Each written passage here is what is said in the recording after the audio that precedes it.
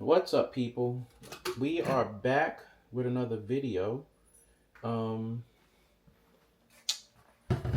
yeah, back to do another video. Nothing fancy, no, um, none of that.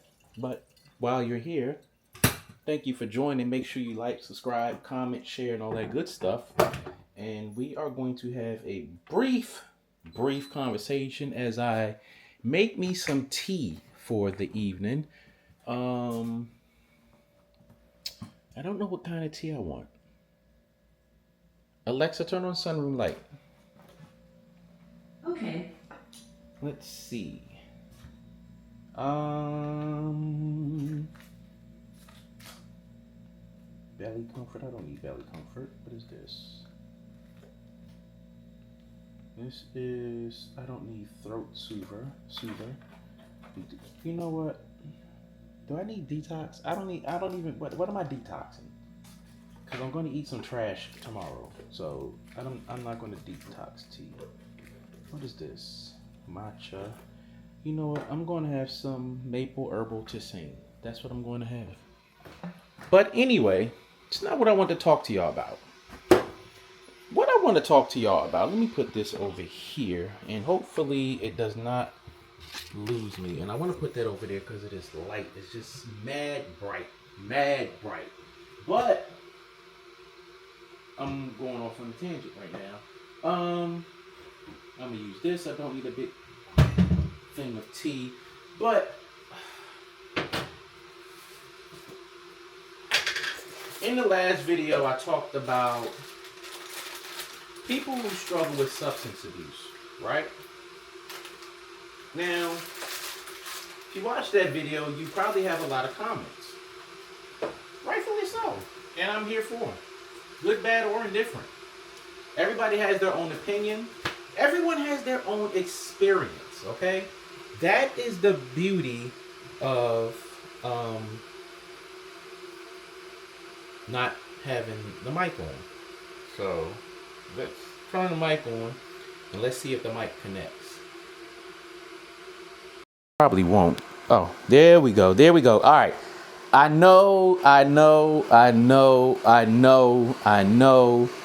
Audio, but I just look. This is what happened. I thought I was dealing with the mic 3 or the mic 2 that I have, where you just take it out and it turns on automatically. That's what I thought I was dealing with here. But anyway, I'm going off on a tangent. But like I was saying, everyone has their own experiences, opinions, or whatever, whether they're personal, professional, in any which way you shave them when it comes to dealing with, struggling with substance abuse and dealing with people who struggle with substance abuse. Here's the thing, and this is just my opinion. Let me know how you feel in the comments, because I don't think there's a right or wrong, because you deal with things how you deal with it. I don't think there is a right or wrong to how you deal with it. There are just maybe ways that are more constructive than others, possibly, quite possibly. But my biggest gripe with that is, and again, I don't want to repeat what I said in the earlier video, but my biggest gripe is a lot of focus is put on the person who is struggling, rightfully so. But again, there are a lot of us out here who are on the receiving end of that person's actions, behaviors, and all of that stuff. So we cannot be ignored when it comes to this stuff.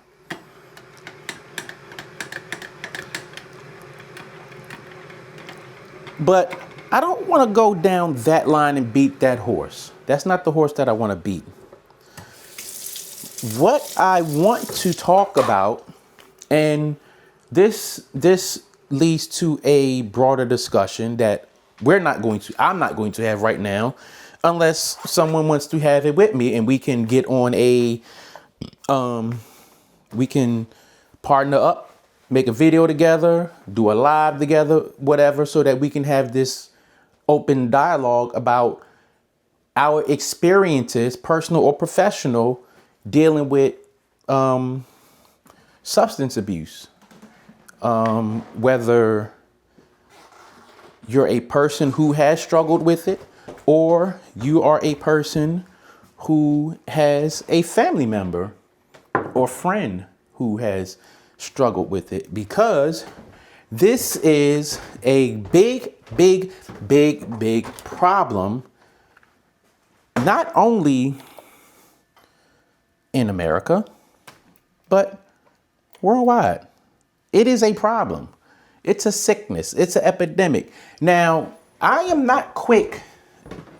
And when I say I'm not quick, trust me, I am not quick to call this a sickness. For me, my first thought is it's piss poor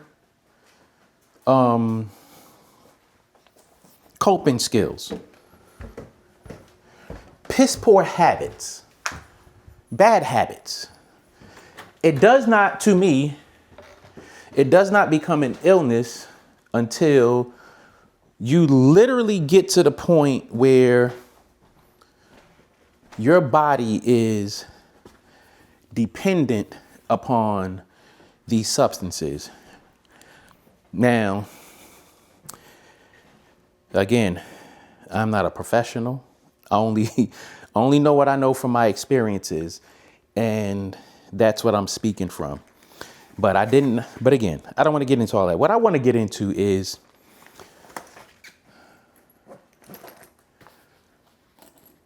the repercussions of this problem. And I'm going to call it a problem before I call it an illness, because there are steps, levels, however you want to define that.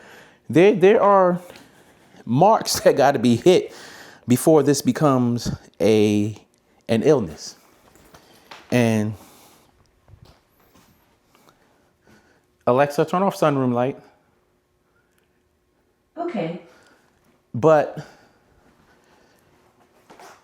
you have to clean the clutter out of your life, physically, mentally, and emotionally. And I think that is one thing that a lot of people miss out on. A lot of people don't clean the clutter out of their lives. And from my experience and my opinion, this is just my expert opinion. If you have a lot of clutter in your life, you are not going to be able to see life clearly. And I think that everyone needs to take steps to identify and work through that. Because if you do not work through that, then all of these other issues manifest themselves. How do you do that? Well, let me tell you, in the Army, National Guard, Army, or however you want to look at it, I am a master resilience trainer.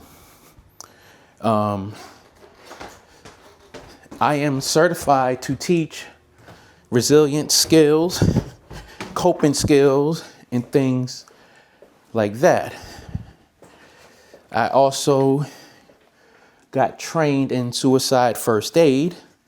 So, although I'm not an expert, I know a little bit of something. I know Did I leave my phone? I left my phone upstairs. I know enough to have a decent conversation about these things without getting emotional.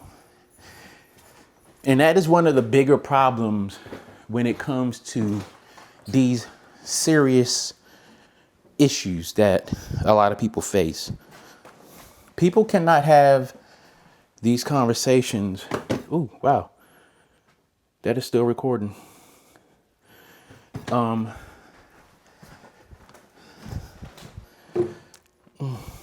me delete that. There. Because that was just too long. Marco Polo video. But people can't have these conversations without being emotional about them. And that is part of the problem. Now, again, where are my flashes? Oh, they're right there in my face. I don't discount anyone's emotions, how it affects them, whether you are the person who is or was struggling, or you're the person who observes the person that struggles. I don't discount anyone's feelings.